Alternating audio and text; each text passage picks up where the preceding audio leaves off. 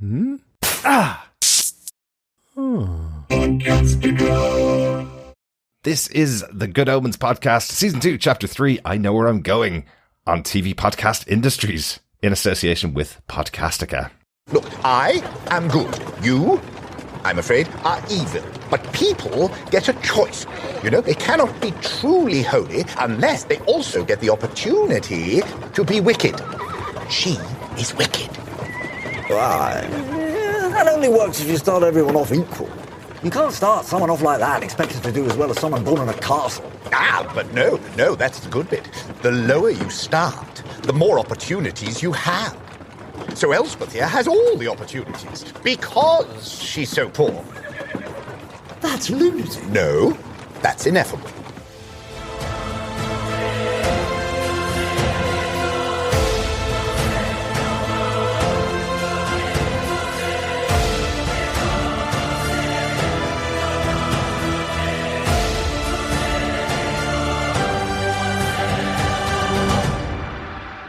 Welcome back, fellow angels and demons. This is the Good Omens podcast. We're back talking about Season 2, Chapter 3, I Know Where I'm Going, featuring the minisode The Resurrectionists. I'm one of your hosts, Derek, and I'm joined, of course, once again by my own ineffable fiancé, John. Hello there, fellow acolytes. Yes, I am your other host, Wee John. Oh. Short for Wee John, short for Wee Jonathan. Wee Jotters. Yes. Well, if David Tennant gets to do his Scottish accent in this episode, or every type of Scottish accent that he could fit in this episode, we can try a Scottish accent as well. Wee John. Yes. You could do a Scottish accent, John. I wouldn't endear myself to the people of Scotland if I tried. Well, you can overblow it. You can do it really big, like, again, David Tennant does in this episode in a couple of times. You can try it. Go on. Wee John. I can do iron brew. There you go. Okay. That's what we'll go for. Okay. Well done, John. Made with Goddess. Exactly. In Scotland. See, brilliant. That is a memory of my childhood, the iron brew and Tizer adverts. There you go. That's what gets it set in your brain. Yeah. For most of your life afterwards. But welcome back, fellow acolytes. We're going to stop talking about branded products that don't sponsor the podcast, and say thank you so much once again for joining us for our weekly podcasts about Good Omens. Really enjoying the show so far, and really enjoying having you listening along with us. If you haven't subscribed to the podcast, though, our podcast can be found over at tvpodcastindustries.com, and also, as the podcast is in association with Podcastica, you can also pick up the Good Omens podcast over on podcastica.com. But if you want to share any thoughts about any of the episodes with us, you can also email us to feedback@tvpodcastindustries.com, or you can go over to our Facebook group at facebook.com/groups/tvpodcastindustries. Yes, let us get into our spoiler-filled discussion. Derek, take us away. Well, this episode, once again, written for television by Neil Gaiman and John Finneman. And just to add to the confusion that we were having about this minisode thing.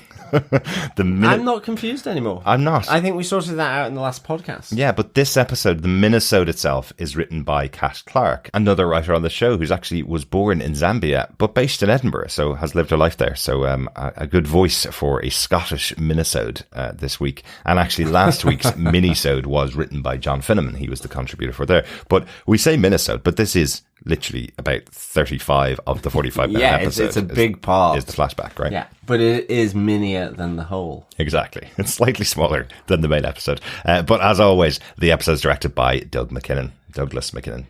Yes, excellent stuff. Mm-hmm. John, do you want to tell us what they gave us with your synopsis for Good Omens Season 2, Episode 3, I Know Where I'm Going? Sure. Heaven sends junior angel Muriel, disguised as a human police officer, Inspector Constable, to spy on Aziraphale and audit the 25 Lazurii miracle that Aziraphale and Crowley performed. But Muriel, watching her freshly brewed cuppa and in her white police constable uniform, is clueless about life on Earth, and is easily misdirected to follow Nina and Maggie to see if the miracle worked. As Aziraphale takes the Bentley to Edinburgh to investigate the raging clue he's found, he is reminded of his time in Edinburgh in 1827, when he and Crowley found a very uncanny statue of the Archangel Gabriel. While investigating the statue, they chance upon a poor girl, Elspeth, a body snatcher who robs graves and sells the corpses to doctors to support herself and her friend, Wee Morag. Aziraphale considers her deeds to be wrong and sabotages her sale, but after Dr. Dalrymple explains that the corpses he purchases are to help medical science understand how to treat the living people, he changes his mind about Elspeth's deeds.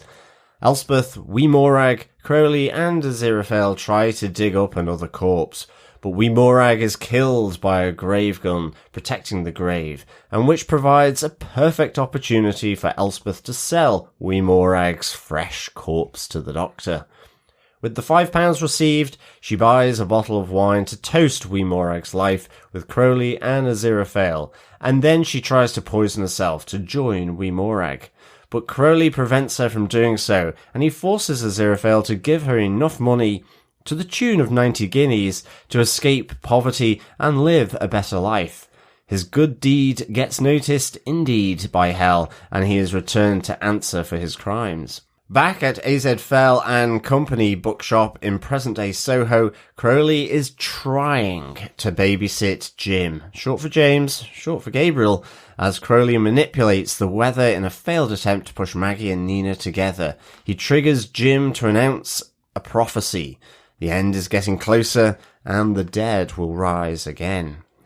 Outside, Shax believes Aziraphale is instrumental in hiding Gabriel, and she tells Crowley she will declare war on Aziraphale if her suspicions are proven correct. Excellent. So a trip up north, a brand new character on Earth for the first time, or in London for the first time, coming from a different human settlement. Which one? Another one. Great fun. Lots of fun moments in this episode. We're going to pop into our signs of the apocalypse, our top points out of the episode, I think. A good place to start is with Muriel and to error is human, which I really like. Yes. I have erred, which proves that I'm human. Yes. Errored quite a lot, actually. Absolutely.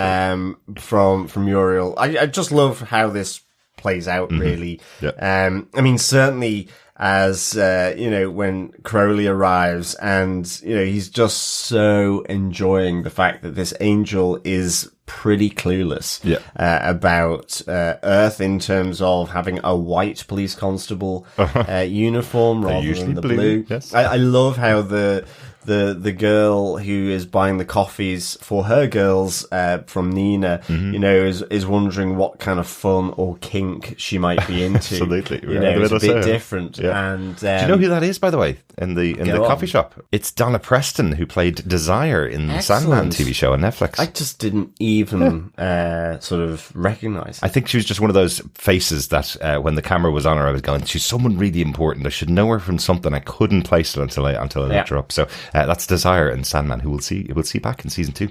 Absolutely, can't wait for that as well. But it just this, the whole setup of Muriel, the completely clueless. I mean, the fact that Aziraphale is prompting her, would you like a cup of tea? And it's kind of like, well, do I? It says, yes. Human police officers would, probably say yes if they were offered a cup of tea, and then given the cup of tea, hasn't a notion what to do with it, so just stares at it and goes, I like to stare at mine, after, again, being prompted by Aziraphale that, it's customary to drink it. Yes. So I really thought this was a great little setup, and as I say, as Crowley comes in, sort of just absolutely like a pig in muck, rolling around at how uneasy Muriel is, just saying, first visit to Earth then, it's just really, really good. Absolutely. I think I love the whole idea of the cup of tea. I think that is a great comedy moment. I love that she responds with, but the best part of cupper tea is looking at it. Yeah, exactly. That's really good. And I was just going to say, even then when Crowley is like asking her whether it's her first visit, she's like, yes, I mean, no, I've been here for 200 years. So it's just like, maybe it is angelic, I guess, on Earth. It's a really great contrivance, here. Yeah. I really enjoyed it because, the mission for Muriel, just to make sure that we remember, the mission for Muriel is she's been sent down from heaven to investigate this 25 Lazurii miracle that the two performed to hide Gabriel. They have said to heaven that it's to do with getting Nina and Maggie together, the two of the shop owners in the area Soho. So Muriel's down here to investigate if their miracle worked and if that was the miracle that they performed. What I really like about it is what I really like about the moment is when Aziraphale asks Crowley to speak to him off in another room, and Muriel goes, "Oh, hang on a second, I was sent down here to monitor you," and Aziraphale politely says back to her, "But don't worry, we'll just tell you everything that happened. You don't actually have to see it." And she goes, "Ooh, phew, okay, grand, I can keep my mission going." And then Crowley pushes her to go and say, "Well, if you're investigating love, if that's why you're here, the way you do that is go and talk to the two of them. So get out of my hair, basically. Stop watching over me." Yeah, exactly. And it's also the fact that Muriel's like, "Well, as a police officer, I can observe you. Like, and I want to come inside because it's easier for me to observe you from here." And it's like, I can't you hear kind of anything need a from outside. warrant. You know, it's just like it's all completely off the charts, wrong from heaven. Yes, exactly. And it's like, what are you doing? Again, Crowley's kind of desperate because with Aziraphale going to Edinburgh, you know, he doesn't want to be babysitting Gabriel, let alone to have another, you know, absolutely lovable numpty that he's also having to babysit. Exactly. You know, he's kind of like the hustler here, and this is just pure innocence, down to the uniform. Yeah. You know, really good. Yeah, a really great intro here to Muriel in Aziraphale and Co.'s. So lots of fun with her being an angel out of water. Yes, exactly. Well, let's go on to our second side of the apocalypse, our second big moment from the episode, which is the majority of the rest of the episode, really. The flashback to 10th of November, 1827, up in Edinburgh. And the whole focus of this is coming from the private diaries of Aziraphale. The whole focus of this is that there's a statue that Crowley has found in an Edinburgh cemetery. Yeah, depressingly accurate as well, by all accounts. Yeah, it looks exactly like Gabriel. You know, but in the making of, you actually see that they did do a cast of John Hamm's face, of course, to make this look exactly like John Hamm as Gabriel. But I love the discussion that they have over the statue, where it's kind of going, "Do you think he comes down and visits it?" Yeah, I'd say he visits it and checks out the profile very often. You know, and this is where they meet the grave robber Elspeth. Elspeth. Yes, I keep getting that wrong. Hang on. I Sorry, think you need John. to do it, Derek. I will. You were right. I was wrong. You were right. Do you know, fellow acolytes and listeners, I've spent the last 5 minutes trying to get Elspeth's name right, and then I got it bloody wrong again, and John had it right the whole time. So, yes, John, you were right. I was wrong. Hooray! That's one for me. One for you, balanced against the infinite amount that I am always right. Anyway, this is where they meet Elspeth and get her story. This is a grave robber who is she's homeless, she's poor, she has no money to her name, and she takes bodies and sells them to a doctor for the money that could possibly give her a better life, or at least a roof over her head and some food, which is what she's expecting to get out of this. I like this idea that we have in here, this story of effectively teaching Aziraphale that not everything is black and white. Not everything is about being good and bad, and not everything is about whether you sin or not, and whether you'd be punished for the sin and sent to hell or not. There are grey areas in the world, and it feels like a moment in his life where he hasn't learnt that before. Absolutely. I thought this was really good, and I think it goes beyond being good or evil. You know, Aziraphale's default is to show Elspeth the error of her ways, that she is wrong. I mean, he says it's evil. Whereas, you know, Crowley is loving it. And, and it is this notion of, you know, is it right or is it wrong here around the grave robbing? But it, you know, as Crowley layers in the idea that, well, they're poor. They have nothing else to do. And, you know, you have, you know, well, you could be a weaver, and it's like, where's my loom? I think I forgot that. What about, well, you could be a farmer. I think I left the loom on the farm. Yeah, you know, exactly. is really good, because it's also this notion of the unequalness on Earth as much as how it's viewed from the angelic hosts or the demons from below about it being good or evil. It's the unfairness, and as Crowley says, this only works, Aziraphale, if you start off equal. Not if you're born in a castle, compared to Elspeth. And, I love the fact that Crowley is challenging Aziraphale's logic here around Elspeth being evil because of what she has done, or what she has been, she's compelled to do it in order to eat and to provide shelter. Yeah, because the scenes really begin with thinking that Crowley is interested in the idea of the sinner here. He's like, I'm following along with the body snatcher. This is hilarious. Exactly. Someone doing evil. But really what he's consumed with is proving to Aziraphale that he's wrong about someone being bad just because they're committing a sin. Exactly. And that's where the conversation gets really interesting. And I have to say, I kind of cheered a little bit, really, with Elspeth saying exactly the same thing. There is many a time where I've also had to say what Elspeth has said, which is, you can shove your morals up your ass. Well, exactly. And then she pauses and says, Mr. McFell, which is the other hilarious thing about this whole scene as they're introduced, is like, she goes, who are you? And she goes, you're English. Exactly. And then he goes, I'm Mr. McFell. And I really enjoyed that a little bit as well. Absolutely. As we mentioned earlier on, David Tennant affecting the biggest Scottish accent you can possibly affect just to prove that he is truly Scottish here is really good fun. And one of the things I really like in this scene, in the conversation between the two of them, where Crowley's talking to Aziraphale and saying to Aziraphale, it's only the same if everybody is equal. Those rules can't matter if people come from different places. Crowley's saying, if you're born in a castle, the rules are different for you. Exactly. And Aziraphale pulls the line directly from the original Good Omens book, where he says, the lower you start, the more opportunities you have to do good.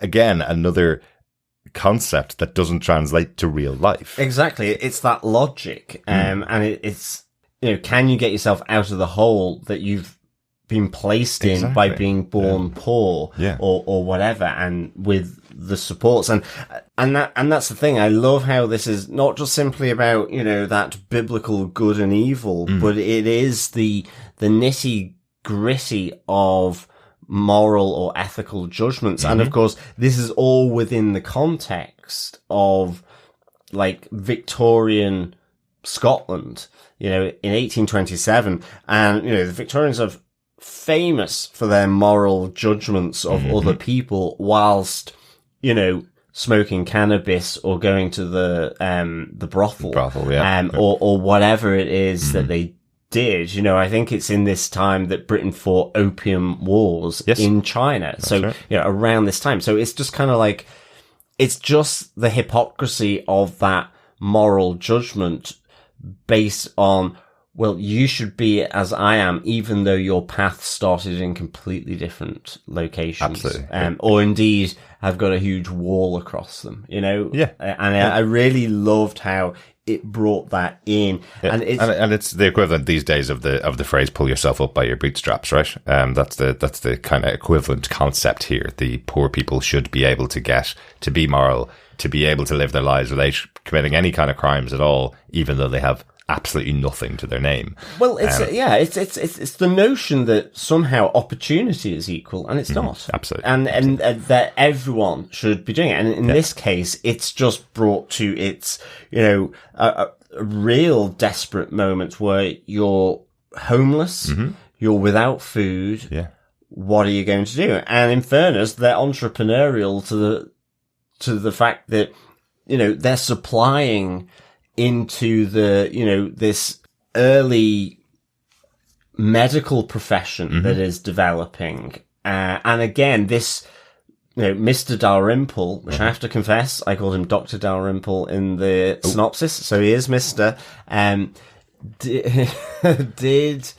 No, I noticed that, Derek. So, fellow acolytes, there was a hand movement towards the You were right. You were right. I was going to press the button, but no, we'll leave that one. We'll leave that one, I think, okay. yes. Yeah, absolutely. Let's talk about Mr. Dalrymple, because he's what adds the colour, really, to this argument. You know, it can be a very moral argument. It can be, is it right or wrong to steal a body? Yeah? But the conversation that happens between Aziraphale, Crowley, and Mr. Dalrymple adds that colour and adds what the purpose of it is and what could happen if nobody was stealing bodies and selling them for these medical purposes, right? Yeah, absolutely. And I think, you know, this adds the next piece of understanding for Aziraphale as well, because technically he is a medical professional, which I guess Aziraphale will come at that as being, well, they should be good because they're trying to save people. Yeah. And Mr. Dalrymple is kind of matter of fact to say, well, there's not enough murderers for the cadavers that I need because no one cares about murderers. So it's fine to use their cadavers. Exactly. Yeah. But I need the bodies to educate this new wave of medicine and this medical profession. And if I can't cut, I can't learn, he says, which I thought was a great line. And, you know, I need to show the insides to save people, as you kind of showing this tumour to Aziraphale and Crowley to ask them, well, what is this? And of course, they're kind of umming and ahhing all over the place. And it finishes with him saying, I'll either be knighted or hung as a resurrectionist. Yeah, exactly. And it is that quandary. Yeah. And okay, it's been formalized now, you know, in medical schools to provide cadavers so they can actually see inside of, you know, a human body. But nonetheless, this is like really early in that phase. And I like the fact that it's also, even though it's much earlier, is tapping into Burke and Hare, who famously were body snatchers in Edinburgh. And who eventually turned to murder to get bodies so they could sell them. A really gruesome story. And again, because I suppose even if you didn't come at this story, you know, you're trying to come at it from the perspective of Aziraphale and Crowley. But if you do come with the story of Burke and Hare, you're kind of thinking, well, Elspeth is doing something that potentially she could go down the path of murdering people. Is that the story they're going to tell here? Is it going to be that kind of dark story? So you kind of come on the side of Aziraphale to begin with, where stealing bodies is wrong. And then you do go through that journey with him in this conversation with Mr. Dalrymple, where you're learning, well, if they didn't do this, then lives couldn't be saved. You know, this one body that she's gotten from the grave could save 100 lives, because there could be 100 medical students that are being trained how to deal with this particular illness or how to deal with a human body. Well, that's it. And I mean, you know, as we go back to the second sort of grave robbing that we see them do, we have Crowley going, well, you know, the rich can protect their rallies with those gubbins, but the poor just have to lump it, you know? Yeah. And the tripwire attached to a cannon. I like that. No, like a blunderbuss or something. Yeah, it's just like... I feel like we could do that in our front gate, John. That would be make our house really safe. Well, we'd have to warn the postman. That's the problem. You'd have to have massive signs. Yes, that's true. That's true. Kind of negates it. But, you know, and this all plays out with MacPhail realising, you know, this time is going to help them get the bodies so that they can get money, so that they can get money for their digs and their food. Because the previous time he liquefied the corpse that they were dragging around with the pickled herring barrel. I just like the moral of this tale, which is you shouldn't judge the morality of other people by what they do. You know, I mean, I guess there's a spectrum here as well. You know? Of course, yeah. But like Burke and Hare were evil and did commit murders. That's a different thing to what Elspeth's doing to try and put food on the table effectively. Or by your modern time as well, you know, where there is things like universal healthcare and, you know, very low unemployment, all that kind of stuff. So I loved how this kind of really stuck into that, you know, questions of society and morals and stuff. But in getting this second body, Wee Morag is unfortunately caught with one of those gubbins that is protecting the rich Rellies. and dies here. Yeah. But Elspeth, again, forever the entrepreneur, sees the opportunity to sell her on to Dalrymple in order to get money so that she can toast her life. Yeah. And I like how that, she did something that you'd go, it's unspeakable, but because she's desperate. And actually it transpires she does it in order so that she can toast the life of her friend. Yeah. And then ultimately go and join her because she pinches a bottle of laudanum poison from Dalrymple. Yeah. But despite this initial thing at the start of it being Crowley evil, Aziraphale good in terms of being an angel and being a demon. Yeah.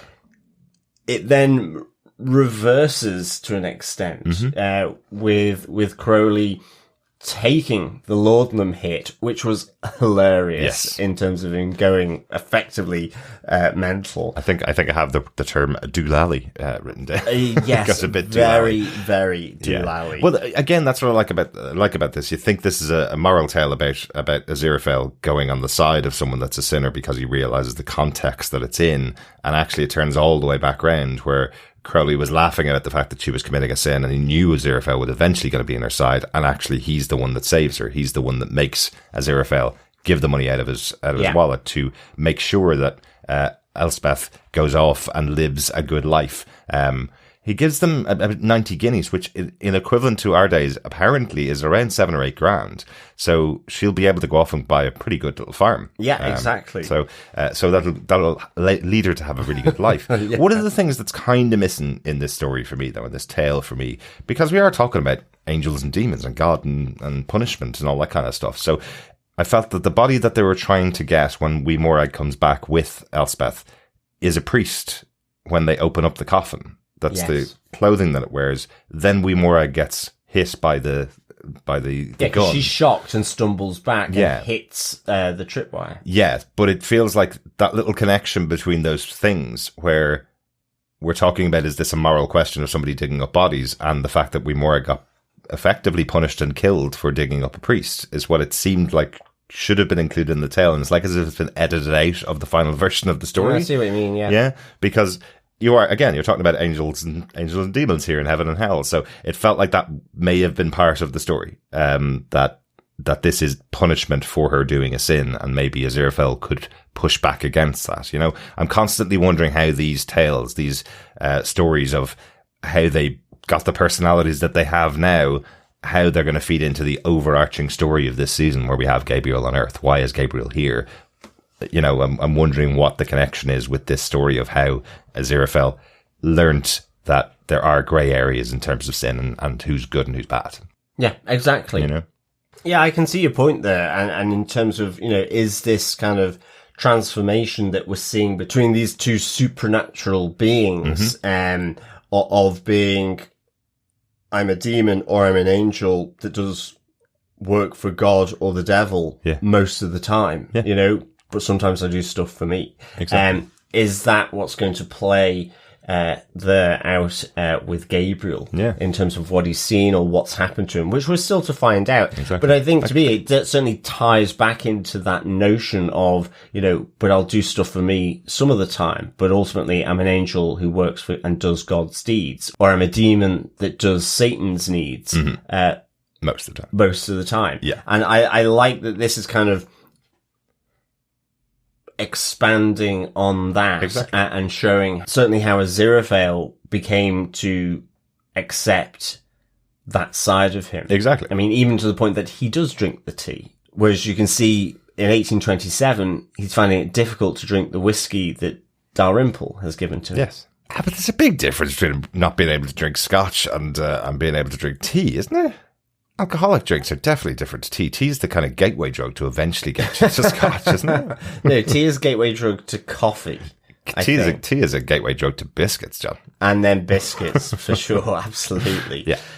But it's also, I think it's just drinking in general that they find difficult. Any kind of imbibing of any sort. Yes. But we should definitely say this ends with Crowley being punished by hell. Yes, he gets sucked down below. He does. But Aziraphale says he doesn't see Crowley for a long time. No. And that's kind of everything that's in Edinburgh in 1827. There's It's a great tale. I really enjoyed it peppered through this episode. Absolutely. A couple of little Easter eggs in there as well. Yeah, well, there is the moment where Crowley says, I'm not a mister, I'm a doctor. Mm-hmm, absolutely. Of course, referencing good old Doctor Who. Yep, David Tennant returning as Doctor Who this year for the 60th anniversary. Looking forward to that. Did you notice as well, there's another little Doctor Who reference there as well? Oh, go on. I may have missed that one. It's definitely a David Tennant Doctor Who thing where when he meets someone for the first time, he does it with all his companions where he goes, ooh, I like her. Yeah. Yes. That's the first thing he says about I Elspeth. said that. I you said wrote it that down, earlier in the podcast, yeah. Ooh, I like her. Yeah, that's a Doctor Who reference. And in these scenes, we also get our Terry Pratchett reference, John. Oh, really? Yes, we do, yeah. You mentioned the laudanum that Elspeth takes. The prescription for that laudanum is written to CMOT Dibbler. Do you know who that is? Go on. That's a character from Terry Pratchett's books called Cut Me Own Throat Dibbler. So that's a little nod in there for all the Pratchett fans and the eagle-eyed ones. Interesting, because I saw that label and I saw that on the label and I thought, I wonder how they came up with that name. There you go. So great stuff. Cut Me Own Throat Dibbler. There you go. So lots of nice little touches in there as well. I do wonder whether the statue of Gabriel will play in to the show as well, because it is definitely a likeness and definitely looks exactly like Gabriel. And it changes as well, doesn't it? So he's kind of got quite, I guess, flowy Oscar Wilde type hair back in 1827 when they go and visit the graveyard for the first time. Whereas I think when Aziraphale is there in the present day, it's got shorter hair. Oh, really? I think so, if I remember. Interesting. Unless I'm just surprised it wasn't spray painted or had something written on it over the course of the 200 years since it was put in there. Well, it still looks quite fresh, even though it's so old as well. No moss, few lichens. Yeah. So something potentially is keeping it regenerated. Interesting. Let's move on to our third sign of the apocalypse, which is set in present day Edinburgh. Press investigator Aziraphale. Yes. This all starts out with the trip to Edinburgh in the Bentley. I'm glad you started there because, yes, this was fantastic. And it was fantastic for a number of reasons because when we see Muriel at the start with Crowley arriving, he's like coming in to ask him, well, can you take the train and not my Bentley? Exactly. And then... Our Bentley. And... well, but in Crowley's mind, my Bentley. Exactly. And then you see Aziraphale take the car anyway and just how it transforms under the influence of Aziraphale rather than Crowley. And I love that you can see Crowley going mad here as he senses the changes to the car as he comes through the car radio. Yeah. And threatens with, I'll sell some books. I might even just give them away. Really, really liked it. Yeah, absolutely. That's the benefit of Aziraphale's bookshop is that he's able to have all the books for himself and never have to sell a one. So I like there's a little moment as well. Did you see that the on the front door where they have closed and definitely closed? I think it is when the two sides of the open or closed sign normally. So that would be a travesty for Aziraphale to have anybody buy the books. And speaking of Crowley in the bookshop, I just love the fact that he was dumping books all over the place. So he so huge towers of books, cherished by Aziraphale, and then he's coming down the stairs and he's kind of taken by something Gabriel is doing or whatever. He just chucks them in the corner. Exactly. There's a few times that happens. I just love that, but also how, his car is turning yellow, classical music is playing. Yes. Yeah. So these are all references to season 1, if you remember how effectively Crowley keeps the whole car together through minor miracles. In season 1, it's all held together, so it goes through things you couldn't possibly go through, like the speed it travels at, the explosions that are around. He kind of keeps it all together, but also it ensures the music that's playing is always Crowley's music that's playing.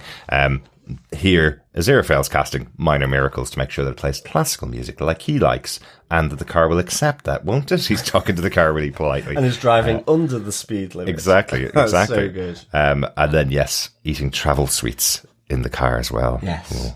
All bad things for Crowley. But yeah, I really like these moments. We also get a very weird moment as he crosses the border into Scotland, where we see the mountains of kilts and the Loch Ness Monster. We do. We see good old Nessie. Yeah. Yeah. Which is very odd. It's not even mentioned. Yeah, well, it is strange. When I first saw it, it was like, rewind, what just happened there? Yeah. You've got these tartan and kilts, and yeah, the Nessie in one of the locks. But these tartans do have a meaning. They do, I think yes. one of them is, from what I've seen, is linked to the Good Omens crew. It's the Good Omens tartan. Yes. And the other one is the director's tartan, who, Doug McKenna. Mm-hmm. So, excellent stuff. Yeah. How you dream of weaving that into the episodes, it's genius. I love it. But it's just so off kilter. And again, it's just to the richness of this series and for this episode in that I love the kind of, from 1827 Edinburgh with those moral dilemmas and questions to this lovely, almost Monty Python-esque landscape that opens up in front, you know? Absolutely. I haven't seen the film, but apparently this is based on the movie that the episode takes its name from, a movie called I Know Where I'm Going, which had a similar scene, so this is their nod to that. But excellent stuff. I haven't seen it to know whether they literally just lifted and shifted it, or whether they just had a scene where there was a lake and some mountains and turned it into some kilts and the Loch Ness Monster. But a fun little moment. A blink and you miss it moment. The reason why we should be talking about this, though, really is because Aziraphale makes his way to the Resurrectionist pub, something that we've heard about all the way back to episode 1, where we saw the matchbox up in heaven that had Resurrectionists on it. And then these are the people that are returning the vinyl records, the singles that are turning into this song Every Day by Buddy Holly. So Aziraphale does about as good a job as Muriel, being undercover as a press reporter. Yes. While he talks to the bartender. I love the little nod there with the bartender asking, what would you like to drink? And he goes, oh no, I don't drink, nothing for me. And the bartender kind of going, oh God, not another one of these people in here. But what we do learn, there's a little bit of extra information given here on the central mystery as to where Gabriel is and what's happening. What we do learn is Gabriel was in the pub. He was there a year ago, before those records started to change into Buddy Holly. They changed at some point after he left, or maybe even the night he was there. And he was with somebody else, possibly a mason from next door. A mason. No, I think the bartender was very clear. It was a mason, but he couldn't really see who it was because he's got loads of people in. Yeah. But he definitely remembered Gabriel. Yes, definitely remembered Gabriel with a mason, and because it's just over the road. And so, strange handshake time, I guess. And in a grey suit. I didn't know whether that meant anything or whether that was just the only thing that the bartender just picked out. He mentioned about in a grey suit. Yeah. Now, I think that was in reference to the mason. Okay. I think. Yeah. Could be Gabriel, possibly. But I wondered what the significance of just that little embellishment of the detail from the bartender. Yeah. Who knows? Maybe it's nothing. Maybe it's something. Yeah, but I guess the most interesting thing here is Gabriel was on Earth before. He was in Edinburgh before. In a pub. A year ago. Drinking away with a mason. Exactly. So, interesting stuff. So, at least we get a little bit more of that in that small sign of the apocalypse. Let's go on to our fourth sign of the apocalypse, John. I'm calling this one the awning of a new age. This is Crowley's finally getting the chance to bring Nina and Maggie together. This was what they said the miracle was for, so he has to have his opportunity. And what he tries to do is create a Richard Curtis scene by bringing down the rain, getting them to stand under an awning together, and then trap them effectively, so they have to deal with their feelings. Exactly. And of course, smack bang wallop, they're going to get into a relationship. That doesn't happen because Crowley hasn't used the weather very often recently, so he kind of overdoes it on the rain, snaps through the awning and soaks both of them while they're having their conversation. There is definitely the beginnings of that spark between the two of them there. I think Crowley might have been onto something. I think they were Yes. about to kind of start sharing their feelings a little bit more. Yes, but it was still also, there was pushback from Nina. Yeah, she's still got a partner, right? No, exactly. Like, yeah. But despite what happened at the start with the lady getting the coffees for the girls, obviously it's kind of well known. And even with Muriel coming in and asking her about her love life, she says, mind your own business, effectively get out type of thing. So, this is really difficult, sensitive for Nina to talk about it. And so whether she was opening up, it was more Maggie, I think here. The hammer and chisel still needs to work on Nina's heart here a bit, and whatever is going on with Lindsay, With her and Lindsay, her partner. Yeah, exactly.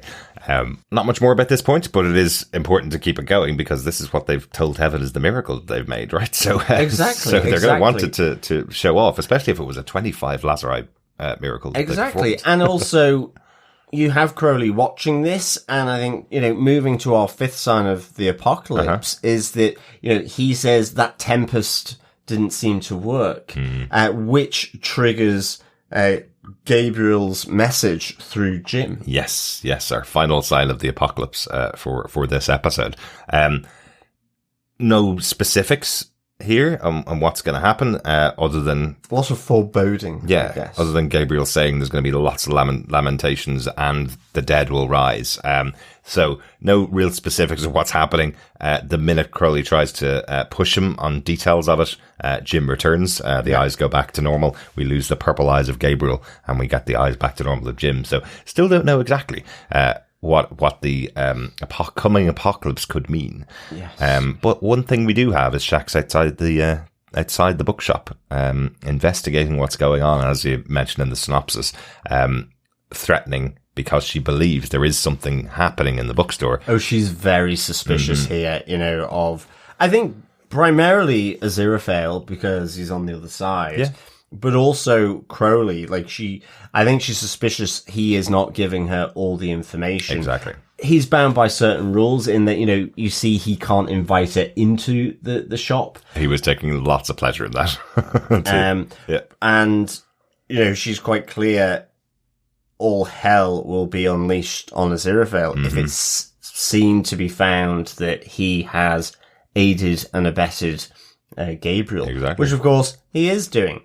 But the miracle, I think, is still holding. It is. Because even though Shax kind of sniffs the air of the open front door to the shop, which I really liked, that touch, you do have Gabriel walking towards her saying, new customer, even though she's just stuck on the threshold, really. Yeah. And she doesn't seem to really notice him, but she's very suspicious about it. And I love then here that we get Crowley getting very angry, really, and taking it out on Gabriel. If anything happens to my friend Aziraphale, and then it's like, it's too late. It's always too late. Exactly.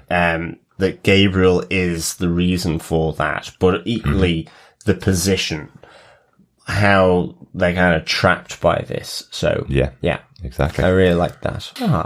They're friends. Of course they are. I know they are, but They're best friends. he would never do that in front of Aziraphale. No, not at all. It's not at all. all unspoken. Yeah. So this is great. I did also like the touch with Shax having Miranda Richardson playing different people on the Yes. street, talking back cool.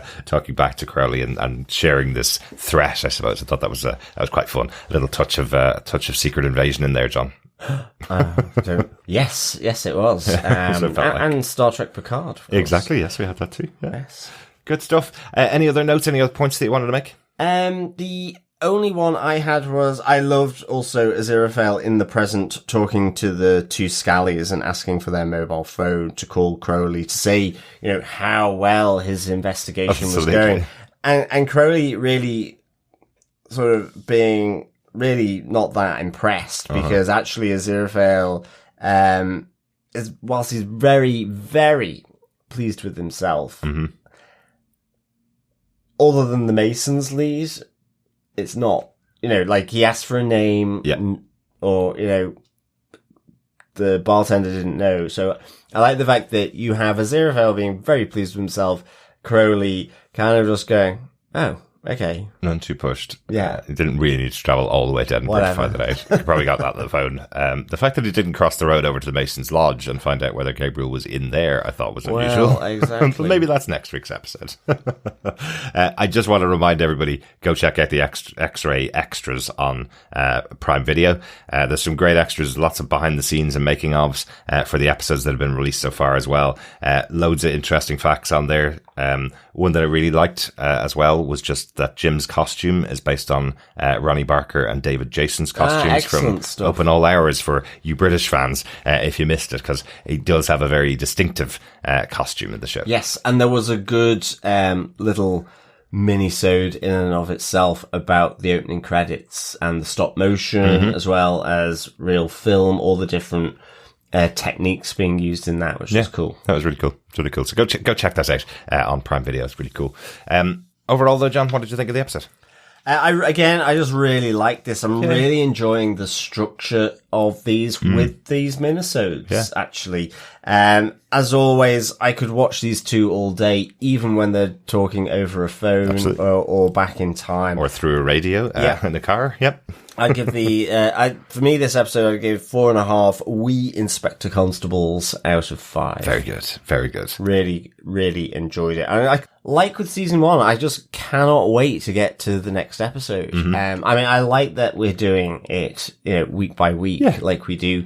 But I kind of want to get there to, the next episode because, the sense of humor is just spot on. Yep. The wackiness of it, whether it's the Tartan Mountains and with Nessie in the lock, or it's just, Crowley going from miniature to gigantic and going, oh, stunning view. Absolutely. I mean, That was just good. great. Yeah. Plus again, like with last week, this, the subversion a bit, really, of Aziraphale, but it's not subversion. It's making sure he realizes not everyone is starting from that equal point. Exactly. Nice little moral message in there. Yeah, really good.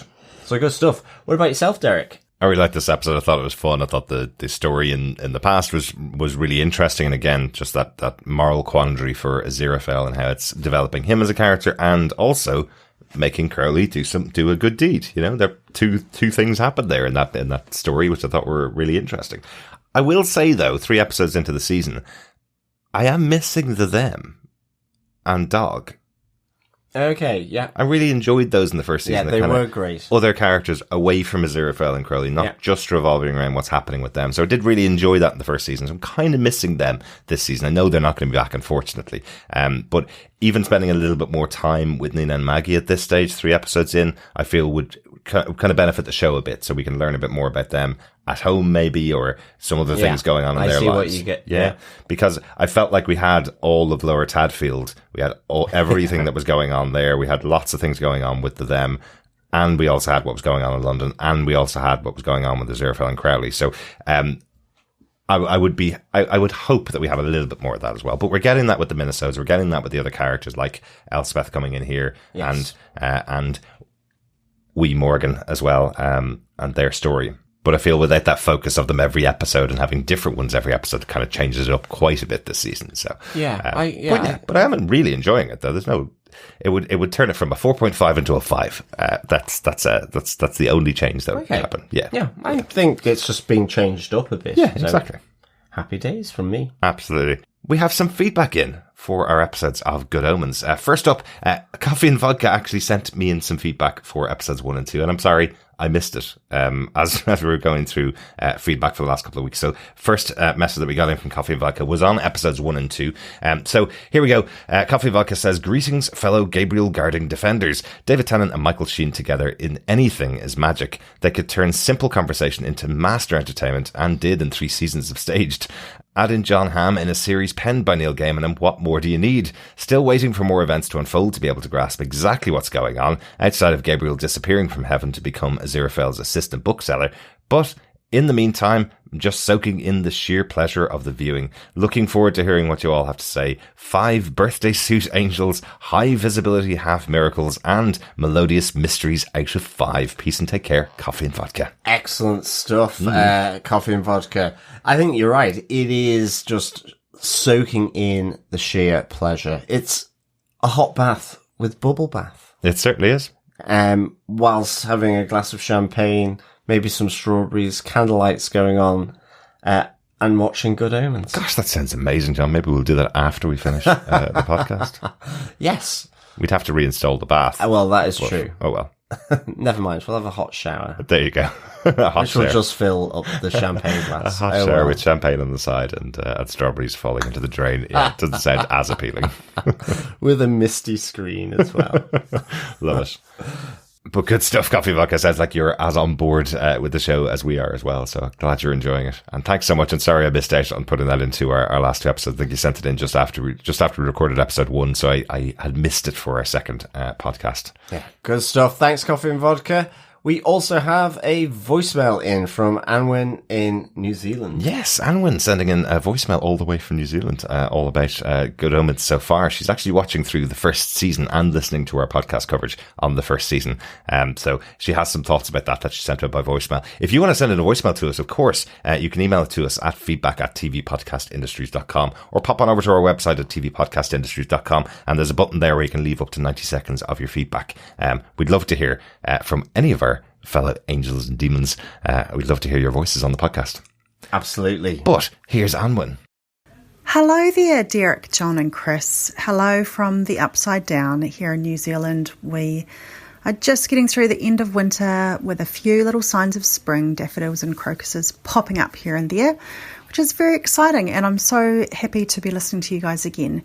I actually haven't caught up with you on season 2, but I have just started season 1 for the first time, so I'm halfway through, having seen 3 episodes, and my goal is to be caught up to you guys by the finale. So there we go. I've got my homework sorted. I'm really enjoying this show. I wish that I'd seen it earlier, and I had heard so many good things about it, and it's really fun to go back to your coverage from 2019, before the world tipped upside down, and hear your thoughts on it, and I'm really enjoying that. It's quite interesting. On episode 3, Derek, you mentioned that season 1 was going to be a one-off. Neil Gaiman had said that he was never going to do a second season, so here we are, a few years later, and season 2. Can't wait to catch up with you guys. I love the show. The performances by Michael Sheen and David Tennant are just incredible. I did read something the other day that someone said that imagine if their characters were switched, if they played each other. And they're both such incredible actors that I actually think that they could pull it off. They both are incredible at what they do. They're so amazing to watch, and they're so ensconced in their characters, with Michael Sheen being so kind of proper and upright, and then this kind of loungy, sexy darkness from David Tennant, which is really, really fun to watch as well. Anyway, I will see you guys in a couple of weeks with hopefully some feedback for the finale once I've caught up from then. But in the meantime, it's really, really fun to be back listening to you guys, and also can't wait for the rest of the show and season 2. Thanks. Bye. Thanks so much, Anwen. So good to hear from you. Yeah, absolutely. Thanks, Anwen. And great to hear that the spring is starting to... Sprung? No, it's not that. That's not the right word. I'm glad to see the first signs of spring are coming to New Zealand. We're deep in autumn here, just with some humid heat at the moment. Yeah, no sunshine for a month and a half, just rain, unfortunately. But I'm really glad you're enjoying it, Owen, and you will, as you catch up, you will notice in the first episode of season 2, the first time I played the I Was Wrong song from David Tennant was to apologize for me being wrong. I forget the idea that when something becomes very popular, that there's always a way to spin it off into a second season. So I just had no belief that, given how long it had taken them to create a season out of the book that had been around for 30 years, I had no idea that they would actually be able to come back and write a second one. So so I was wrong. But thank God that they did. And as well, I mean, it's like you say, Owen, these two central actors here in Michael Sheen and David Tennant are just so great together, and their interplay, just their expressions, everything about it, coupled with what they're saying from writer Neil Gaiman, and again with Doug McKenna as director, it just feels a lovely and great and fun, cohesive, warm hug ball. Yes, absolutely. On the idea of the two of them switching roles, I believe that was actually a conversation that they'd had. That Sheen was interested in playing the role of Crowley, and Tennant was interested in playing the role of Aziraphale. I could totally see it. Do you know something I don't think I've ever seen though? A dark, sexy Michael Sheen. Did he do that in Underworld? Was that the dark and sexy version of Michael Sheen, or am I thinking of another movie? He was in Underworld. He was. Yeah. Don't know whether he was dark and sexy. Unless it's some kind of other type of blue movie like Undies World. No, I don't watch Undies World, John. That seems like or a very maybe odd even movie. in Tron. He wasn't evil in Tron. Though, No, he was the DJ in there, wasn't he? Yeah, he was. Yeah, he was just kind of cool. Yeah, I think I'd like to see Michael Sheen's version of Crowley. Apparently on the set they do switch accents. They could do a great impression of each other. So occasionally, if you're not looking, you will hear Michael Sheen's voice coming out of the mouth of David Tennant, and vice versa. So they do definitely enjoy working together. That's evident on screen. Good stuff. Yeah, excellent stuff. Thanks, Onwin. Yeah, absolutely. Thanks, Edwin. So good to hear from you. Hopefully we'll hear from you for the finale as well. Yes. We also got an email in from Suzanne Nelson. Aloha, Derek and John. Just wanted to say I'm excited to watch Good Omens Series 2 along with the two of you. I'm a big fan of the book Good Omens and loved the TV adaptation. I wasn't familiar with TV podcast industries when the first series was released, but have since been listening to you guys since early 2020, and you have become my go-to podcast for everything Marvel and other favourites of mine like The Umbrella Academy and The Last of Us. Fantastic. Only missed out in Good Omens by a year. Yes, I know. Yeah. Excellent stuff, Suzanne. Thanks so much for that. Really glad we are a go-to for you for things around Marvel and Umbrella Academy, as well as The Last of Us, shows that we really, really enjoy as well. Suzanne continues, I've been waiting not very patiently for this second season, and especially to watch and listen along with the both of you. Congratulations, by the way, on your engagement. Yes, thank you, my Suzanne. ineffable fiance, John. Yes. It feels like a long time now. We have been engaged for 9 years now. It is a long time, and it's the first time we've kind of spoken it on the podcast, which is it? Well, in that sense, it actually being part of the introduction. That's true. I guess that's just to kick ourselves up the arse to actually tie the knot, I suppose. Yeah, tie the knot, light the candle, and so on. Eventually we can say ineffable husbands, right? Exactly. Yeah. Ineffably wonderful husbands. Do you think we'll get there by season 3 of Good Omens?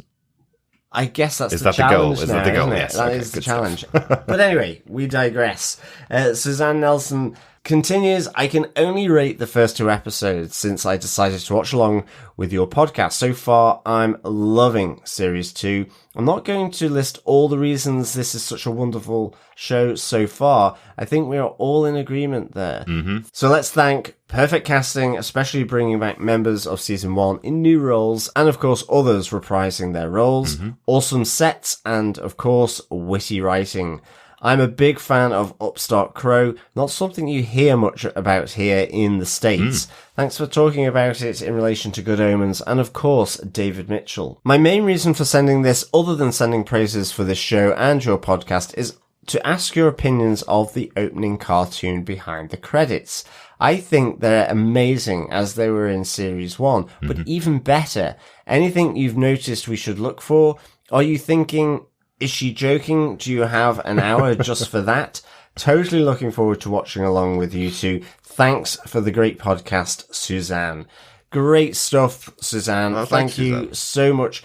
Well, interestingly, with the opening credits, I mean, the thing that exploded out to me instantly were the exploding goats that we saw from the last episode 2. Yeah. And as well then what we've the other interesting thing, and this is definitely recommend that you go on to the X-Ray on Prime. There was a really just little snippet about how they were constructed and how they were trying to use all these different techniques of animation, but also including real life actual pictures of David Tennant and Michael Sheen. And so on the stop motion, the company and the person behind the opening credits were saying they actually got the costumes from the production for use in the opening titles. Exactly, and the actual faces, as I said. Yeah, it's really cool opening titles, and there's things we're not going to know until after we've seen the episode. So this time, watching the opening credits, I was trying to spot something that might give me an indication of what was going on in the episode, and then when I went back and watched it the second time, you actually see Crowley push the pickled herring barrel down the street as he's joining the march. So that's from this episode. So lots of things you won't notice. There's always the title of the minisode over the cinema as they enter, so that changes every episode, and then they go into the cinema. One thing they did show actually was that there's a poster created for each of the minisodes, like its own movie poster for each of the episodes. Those are really cool to check out as well. I think you see those in the opening credits, but it goes by so fast, and I'm so busy humming along with the theme tune, which is awesome still, that I don't catch everything. But or I'm still trying to catch up with my notes from the opening bit. Sort of scene. So yeah, exactly. But it is. I watch them every week, and there's something in the opening credits each week referencing something that's going to happen up in the future of the episode. So we'll probably catch up by the end of the season. We'll probably know what they're all referencing. Yeah, thanks so much, Suzanne. Yeah, thanks, Suzanne. Back to Coffee and Vodka for his thoughts on episode 3. We also got an email in from just this week. He says, "Greetings, fellow grave-robbing defenders. It takes 2 viewings to properly talk about this show. The first to just soak in the fantastically charming writing, direction and interplay between actors who obviously enjoyed creating the experience as much as we do watching it. Absolutely. The second is to take in what actually happened in the episode. Aziraphale's joyful cluelessness as he gathers clues is as great as Crowley's passively acerbic attitude in listening to them. They're teaming up to thwart Muriel's even greater clueless investigation into the love miracle was a hoot, as the kids say, and Gabriel's revelation of the tumult to come. Every day it is getting closer, was a dire spark breaking his harmless demeanour. Elspeth and Morag perfectly fit into the tone of the story, therefore, and the exchange between Dalrymple, Crowley and Aziraphale wonderfully offset the humorous dialogue which otherwise surrounded it. The episode was touching, funny, irreverent, yet pure, sincere and sarcastic. Absolutely. Thus, a perfect series so far. 5 growling Crowleys, cellmate cell phones and damned dampling holy awnings out of 5. Peace and take care, Coffee and Vodka. Fantastic Coffee and Vodka. Those are getting more difficult for me to read in one go. I know. But I love them. Thanks so much. And I couldn't agree really more with you. Your thoughts on the show really do echo what we've been saying in the podcast. These everything's coming together so well in this show. It's being pulled together so well. It really is. Through the performances, the writing, the setting. Fantastic. Great stuff. Yeah, thanks, Coffee and Vodka. Over on Facebook, Barbie Pomeles says, lots of gothic influences in the minisode. Yes, there were. Definitely, yes. Would have been great being in that sort of gothic world, I think. If you were living in a castle. Yes, well, that is true. Yeah. Unless you're Dracula, I guess, living in a castle. Yes, he lived for quite a long time after that time. So, yeah. Thanks, Barbie. Dr. Bob Phillips on Facebook also says, just jam-packed full of tiny little space rocks of joy. Unlike the whole nut in dark chocolate duet of deliciousness that was episode 2. There was the eerie sign of the apocalypse, nice eye-lighting switch. The reverse of the myth of the body snatchers weaved with a stab at the establishment, getting high on a lethal dose of opiate. I guess it would do the same with angels, along with the repeated motif of the box of nothing in the background. A sideswipe at gravity, the cold shower to end the kindling romance, and Tennant playing with accents and declaring himself a doctor It's too much to hope for Mr. Fell to slide into declaiming in Welsh at some point, but it would be good. Wonderful stuff. Yeah, thank you, Dr. Bob. I do hope you accept my apologies for my Dr. Mr. mix-up with the medical profession. And of course, yes, there was the whole gravity element and the box. Yes, the box of nothing in the background. That really did pop, actually, in that scene. It felt like it had been missing for a while, or at least the previous episode, and it felt, I just didn't catch it. It felt meaningful, and still with the fly as well, buzzing around in respect to Jim's observations on gravity. Yeah, he kind of says, I put this here and it falls down, but that doesn't. The fly doesn't fall down. And you're kind of going, okay, well, we saw the fly in the box in the first episode. We also saw, in this episode, we saw Beelzebub for a very odd moment in hell where she's asking one of her subordinates, don't you ever just want to be thanked for doing a good job? Which is a very odd thing for Beelzebub to say. Yeah. She's covered in flies as well. So, yeah. As we said in the first episode, the fly motif here would be possibly quite suggestive, actually. Of Beelzebub, yeah. So, who knows? Exactly. But thanks so much, Dr. Bob. Completely agree. It's just wonderful joy here. Absolutely. We're definitely enjoying it as well. And to get as many Easter eggs connected to the Doctor in one episode as well are great. It's great fun. Yes. On the other side of the fence, Jeff Childs also sent in his thoughts. He says, the mystery surrounding Gabriel is really the only thing bringing me back at this point. This season has been pretty disappointing so far. Oh, sorry to hear that, Jeff. Yeah. It's, I mean, certainly the mystery around Gabriel is still there and intriguing for sure. Yeah. I guess, in that sense, with it being merged in with these minisodes, I guess that could feel quite fragmented. Yeah. It feels like there's no movement on that, on that mystery much at all. Like, we haven't really learned much more than we learned since episode 1. To me, that feels like the thing they're hanging the great performances and fun comedy on. So that's sitting in the background for me. I'm really just enjoying sitting with the characters, but that's totally it. I think we mentioned last week that this type of humor is what's really connecting with me.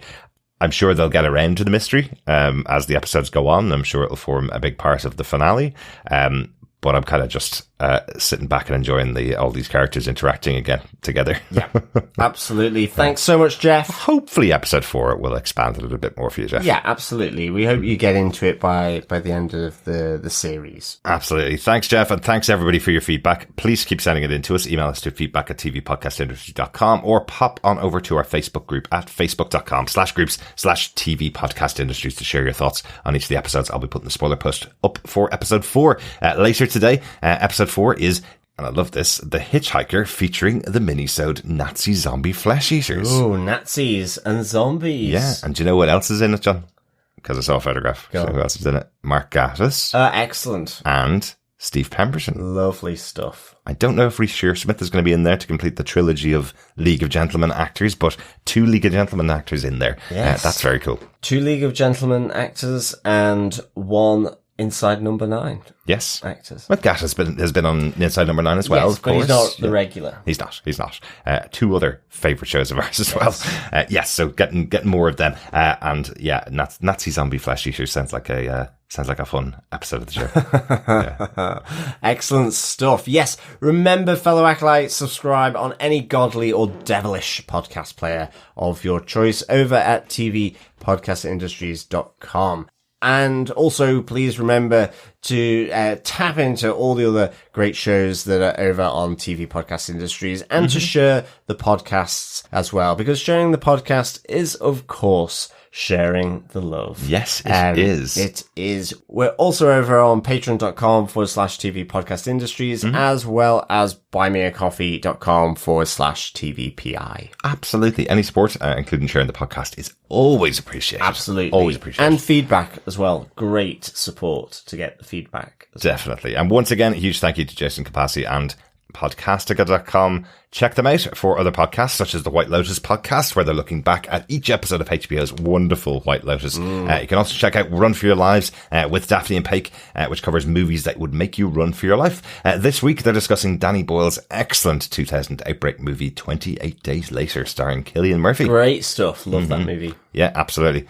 Really good film. And Cillian Murphy, of course, featuring the biggest movie at the moment, Oppenheimer. So, okay, second biggest movie. Yes. Yeah. Excellent stuff. Yes. Good old Cillian.